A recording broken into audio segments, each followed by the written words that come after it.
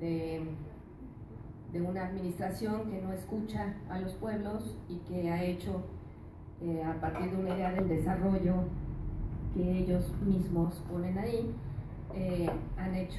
han avasallado los derechos de los pueblos, ¿no? Ese es un poco el sentido de esta mesa, y pues estamos muy contentas, estamos de que estén ustedes acá con nosotros. Héctor. Gracias, Mariela. Nuevamente muchas gracias por su asistencia, a ustedes, a Lili, la esposa de Samir, a Víctor Hugo, sociólogo, investigador autónomo, a Samantha, que está aquí. Estamos esperando al profesor Jorge, también de Mecingo, y también, Jaime Domínguez tiene un problema familiar, no va a poder venir, pero dejó grabada una entrevista con Alma, y vamos a escuchar la entrevista. Nosotros, este es el tercer foro que hacemos, la Red Morelense de Apoyo al Congreso Nacional Indígena, Consejo Indígena de Gobierno, y en medio de estos foros que hemos hecho para hablar de la termoeléctrica y de la resistencia a la termoeléctrica, en medio de ese proceso sucedió lo de Samir. Nosotros creemos que este foro de hoy nunca debería haber llevado el nombre de Samir. Samir debería seguir con su familia. Y platicaba yo con Márgara de qué palabras podrían resumir esta situación.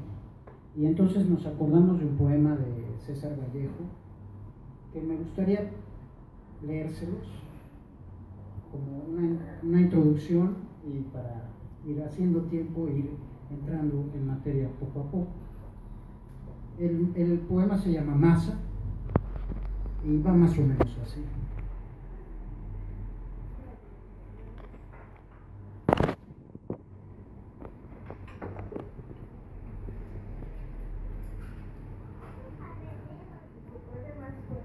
Sí.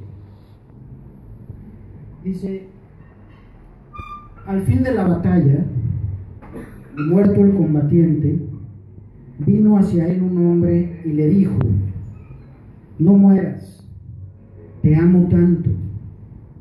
Pero el cadáver, ay, siguió muriendo. Se le acercaron dos y repitiéronle: no nos dejes, valor, vuelve a la vida. Pero el cadáver, ay, siguió muriendo. Acudieron a él 20, 100, 1000, 500,000 clamando: tanto amor y no poder hacer nada contra la muerte. Pero el cadáver, ay, siguió muriendo. Le rodearon millones de individuos con un ruego común: quédate, hermano. Pero el cadáver, ay, siguió muriendo. Entonces todos los hombres de la tierra le rodearon, les vio el cadáver triste, emocionado, incorporándose lentamente, abrazó al primer hombre y echóse a andar. Creemos que Samir no ha muerto, Zapata no ha muerto, vive en cada uno que encarne esta lucha y esta resistencia que damos con su ejemplo de lucha, de compromiso. Y pues les agradecemos mucho que nos acompañen. Vamos a dejar pues con estas palabras nuestra intervención como red, y vamos a darle la palabra a Víctor Hugo para comenzar. Muchas gracias.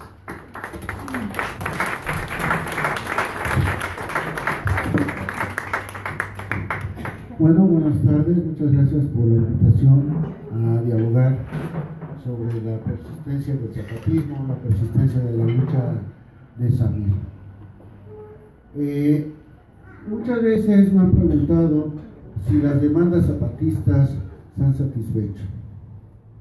Yo digo, no hay demandas zapatistas. Esas se dejaron en el olvido cuando se redactó el plan de Ayala. Lo que hay son tareas.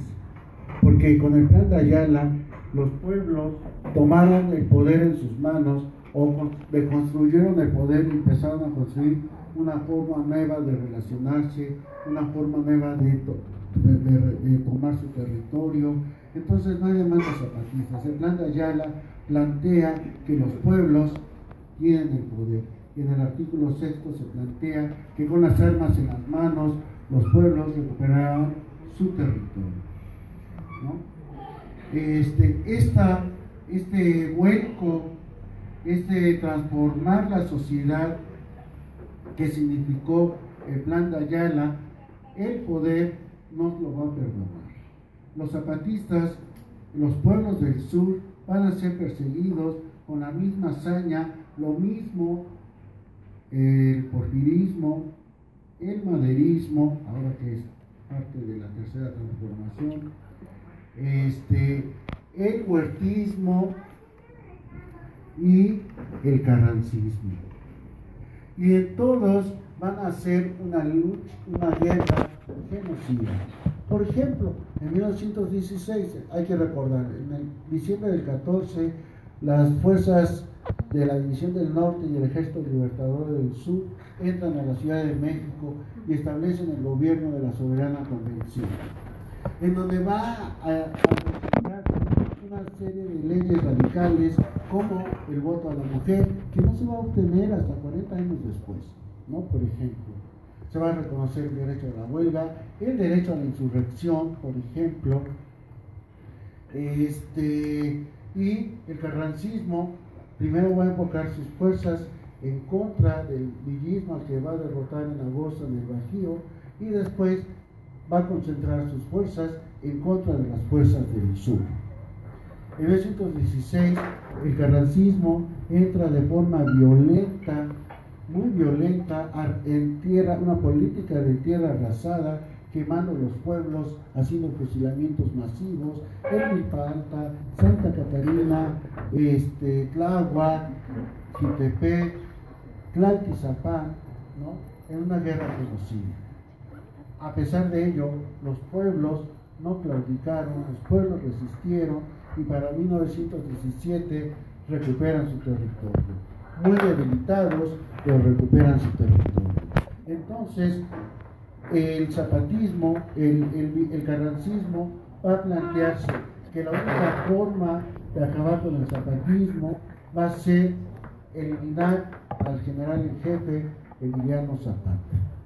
Y va a ser una celada el 10 de abril de 1919. Jesús Guajardo va a decir que se pasaba a las fuerzas del Ejército Libertador del Sur, va a invitar a Zapata a Chinameca, y cuando van entrando Zapata con su escolta a la isla de Chinameca, va a haber una descarga de fusilería que va a matar a Zapata y a la mayoría de su escolta.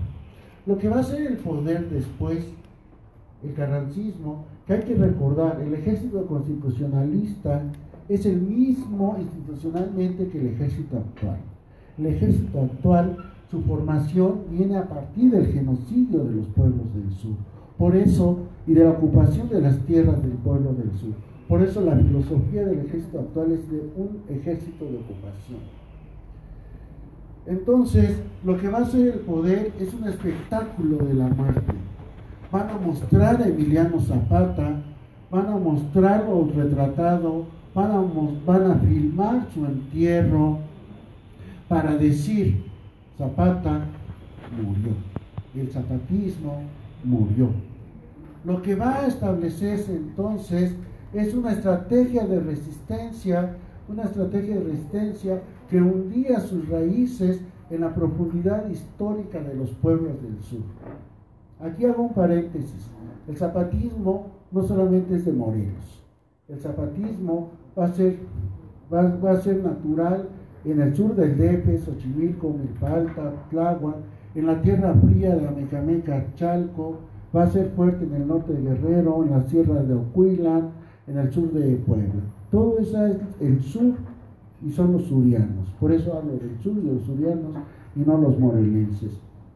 Entonces, lo que van a hacer estos pueblos del sur es recurrir a su tradición histórica cultural, de los héroes culturales como el teposteco, de sus creencias más profundas, y van a plantear, no, a ver, ese cadáver no tiene la verruga que Zapata tenía, tiene los dedos completos, y a Zapata un toro laciado le arrancó un dedo. Zapata tenía un lunar en forma de manita en el pecho, y este cuerpo no lo tiene. Entonces, empezó a correrse el rumor en los campamentos de refugiados, en los pueblos desolados, empezó a correrse el rumor. Zapata no murió, Zapata vive, y la lucha sigue y sigue, ¿no? Esa historia de que Zapata no murió se contaba y se cuenta todavía mucho en los pueblos. Zapata no murió, el poder no lo pudo derrotar, y se transmitía de generación en generación, de abuelos a nietos. Aunque, hay que decirlo, las últimas generaciones más escolarizadas cada vez creen menos en esa historia y creen en la historia oficial de que Zapata murió. Esa historia, no solamente de que Zapata no murió, sino la historia de esos ahora bisabuelos que lucharon con Zapata, que pasó por su pueblo, porque en cada pueblo nos tenemos historias de que por aquí pasó Zapata, en Epopualco, en Amilcingo, en Popotlán, en Azochapan, por aquí pasó Zapata. Va a acompañar a los pueblos, porque pasó algo. Sí se entró en una negociación con el poder dominante que derrotó después a Carranza, el Álvaro Obregón, que inició una reforma agraria, pero como dicen en los pueblos, se consiguió la tierra, pero no la libertad. Y en búsqueda de la libertad, los pueblos a lo largo del siglo XX y lo que llevamos del siglo XXI han luchado una y otra vez. Por ejemplo, en el año 43, fines del 42, principios del 43, va a haber varios levantamientos en este territorio. El más conocido es el de Rubén Jaramillo, pero también en toda la región oriente va a estar el levantamiento de los Barreto. A este levantamiento de los Barretos se van a unir la gente de Amilcingo, la gente de Temuán. Estos dos movimientos, por ejemplo, van a emitir planes en donde no están solicitando nada al gobierno, en donde lo que están planteando es, cuando ganemos, vamos a reorganizar la sociedad de esta forma. Eso se plantea en el plan de Cerro Prieto, emitido por Rubén Jaramillo, está en el plan de Puzcla, emitido por el levantamiento de los Barretos de la región oriente, en donde se plantea una reorganización de la sociedad a partir del plan de Ayala. ¿Qué quiere decir el plan de Ayala? La liga horizontal de los pueblos. También va a haber muchos otros movimientos, por ejemplo, en la región oriente, donde los de Amilcingo van a tener una labor importante, como en la lucha por el reconocimiento de la normal rural, la creación de alguien que le llamó, que no se usaba ese término, del municipio autónomo de Temuán, en donde 4 pueblos van a crear un municipio de nuevo tipo: Popotlán, Huazulco, Amilcingo,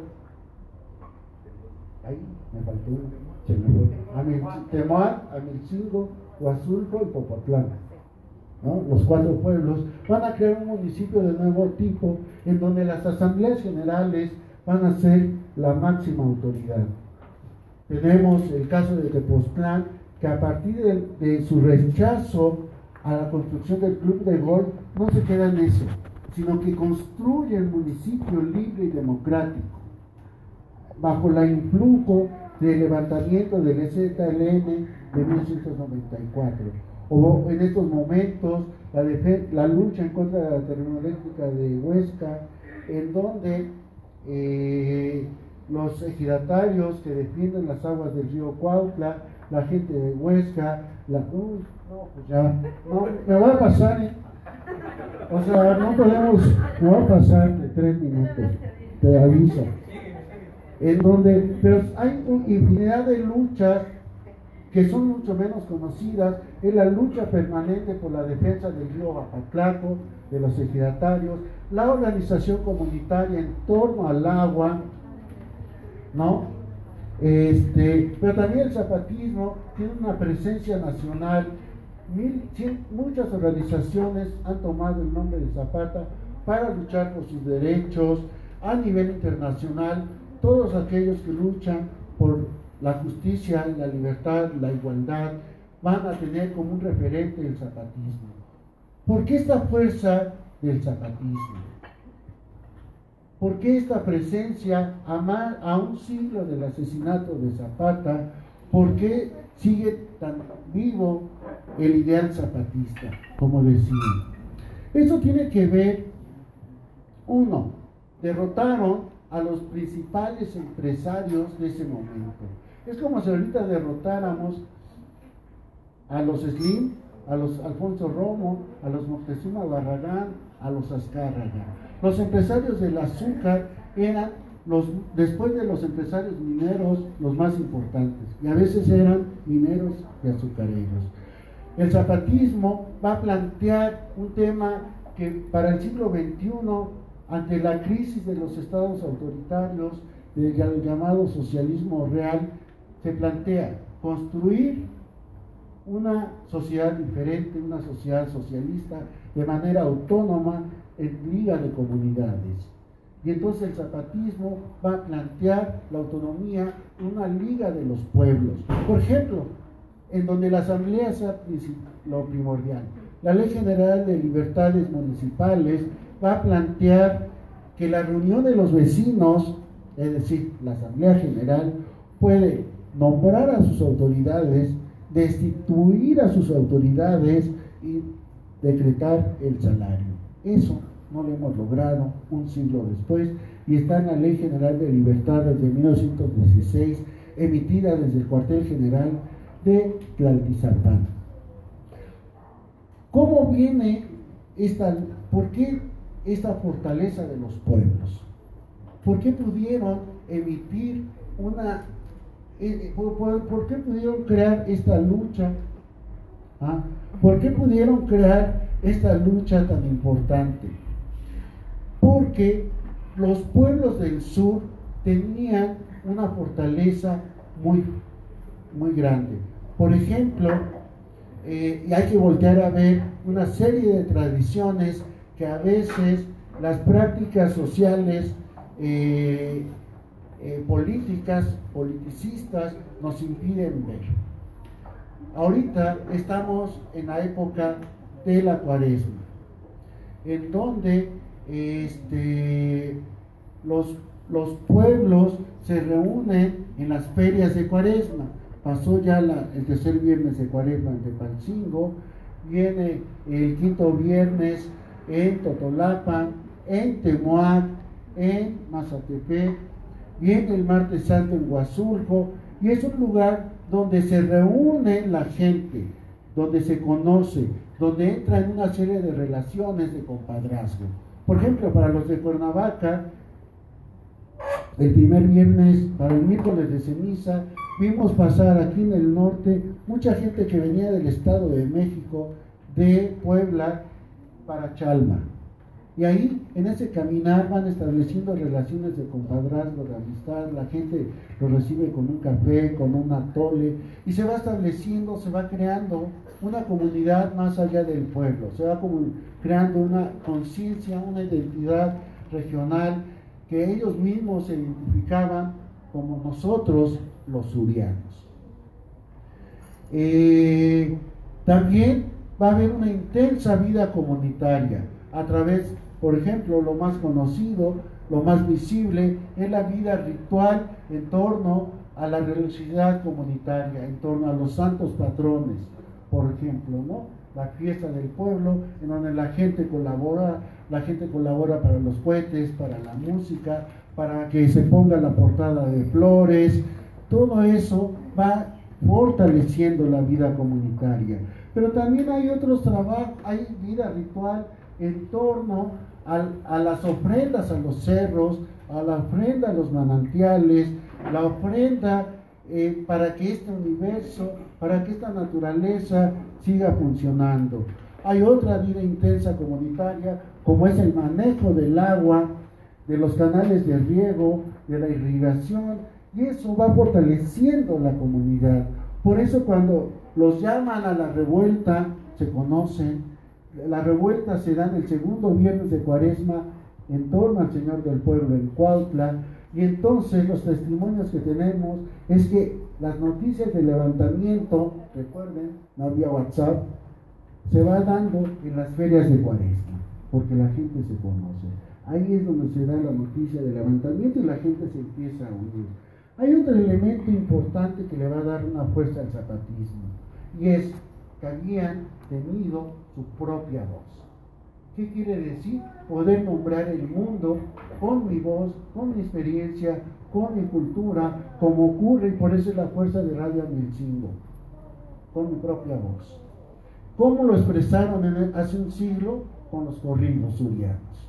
Los corridos surianos, ahí por cierto hago un comercial, ahí hay unos libros de corridos surianos.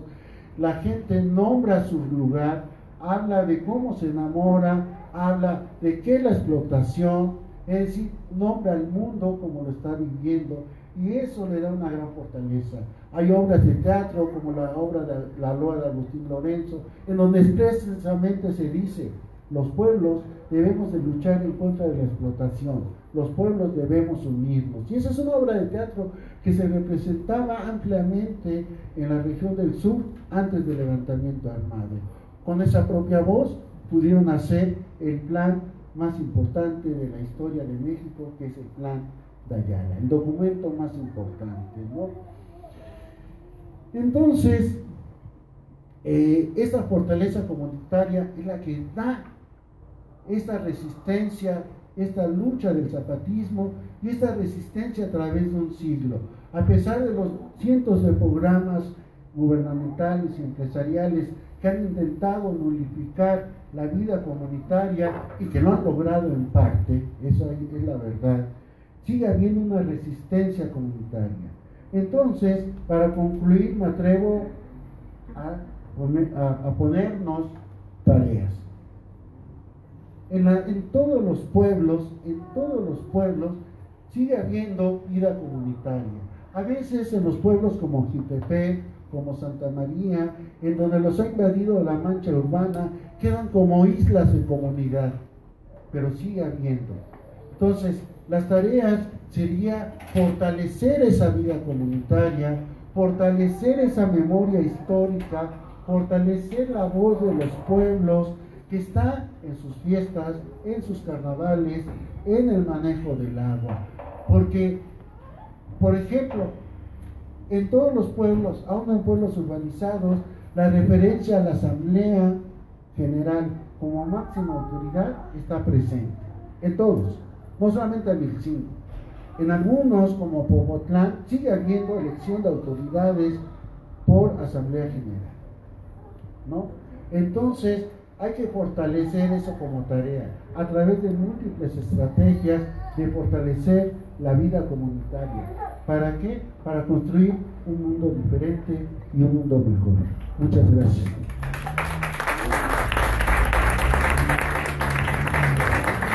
Muchísimas gracias, Víctor. Claro que no lo podíamos cortar. ¿Cómo? Yo recuerdo que en la lucha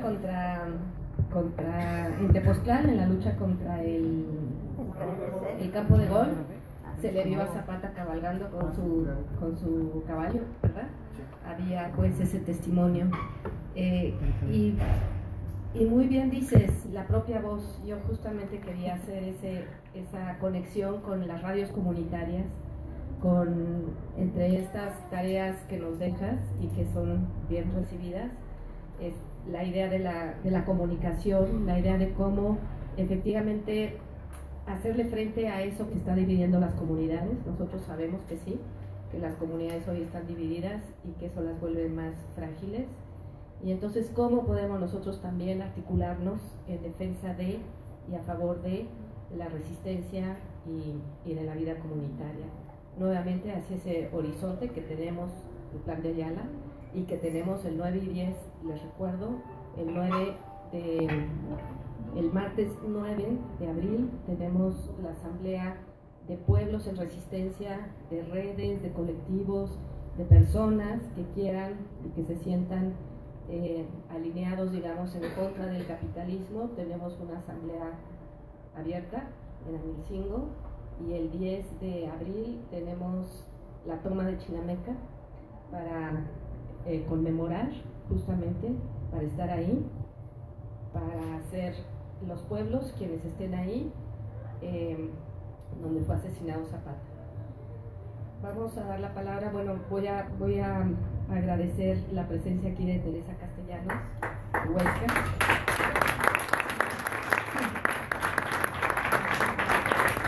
Teresa recientemente fue galardonada con el Premio de Derechos Humanos Méndez Arceo, entonces doblemente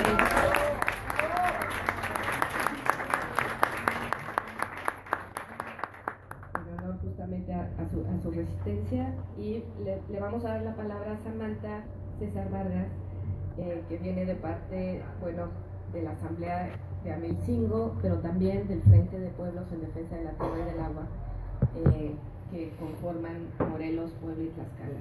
Muchas gracias, Samantha, por estar acá. Bueno, pues hola, buenas tardes. Me da mucho gusto estar aquí, encontrarme con rostros que hacía semanas no veía, años. Y bueno, a pesar de todo esto, es bueno encontrarnos. Cuando me invitaron a este foro, llevo varios días pensando qué decir, ¿no? Pues porque era así como hablar de Samir, y es como hablar de Samir es hablar de muchas cosas, ¿no? Y pues pienso en pues toda la enseñanza que nos dio, todos los ángeles que tenía Samir, los demonios, las acciones, ¿no? Los sueños.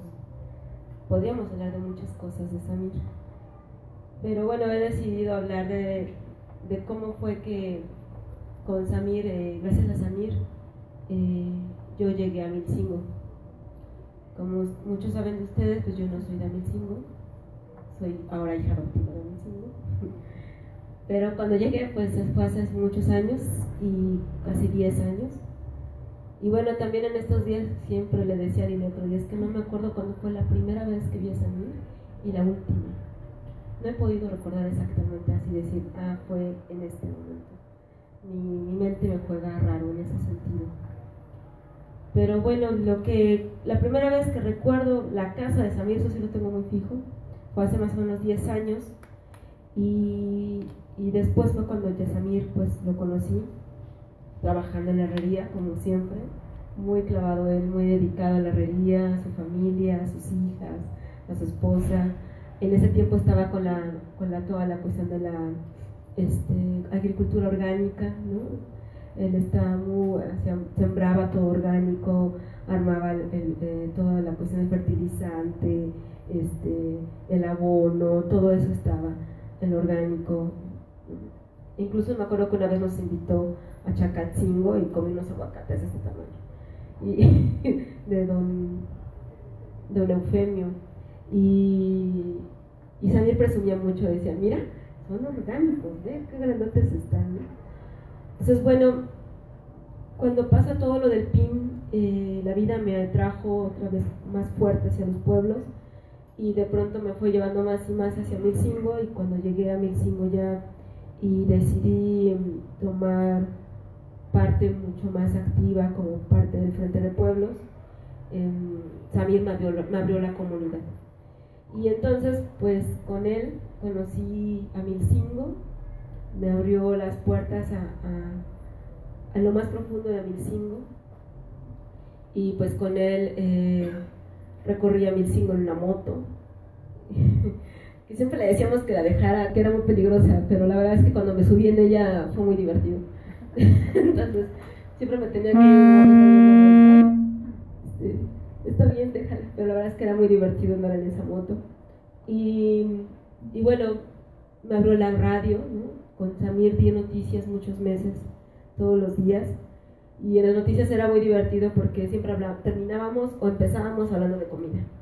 Era porque no era de la comida, pero siempre era algo que no se podía evitar. Y pues siempre fue esa... Bueno, aparte pues hablábamos de los gobiernos, de las acciones de los gobiernos, de lo que pasaba en la comunidad, de lo que pasaba en otras comunidades.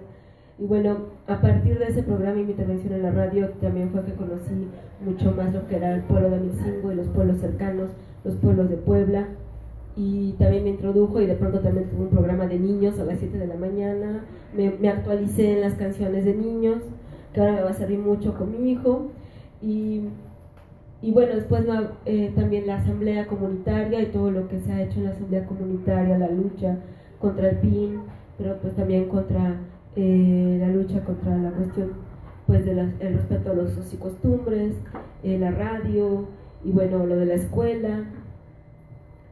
Y bueno, siempre fue esa constante. Yo siempre digo que yo he tenido muchos maestros, ¿no? Muchos en la universidad, pero siempre he dicho que uno de mis mejores maestros fue Samir. A mí Samir me enseñó muchísimas cosas, de los pueblos, de cómo escuchar a la gente, de cómo siempre tener el ánimo, la cuestión positiva, ¿no? No siempre pensar en lo negativo, sino siempre buscar cómo poder salir adelante. Siempre fue fue una de las grandes enseñanzas que yo creo que pues siempre agradeceré y nunca olvidaré de Samir. Y además pues todo lo que permitió, ¿no? Y todo lo que pasó en mi vida después de llegar a Amilcingo, de sentirme parte de Amilcingo, que Amilcingo me sintiera parte de él, y ahora pues ser parte de una comunidad, y incluso pues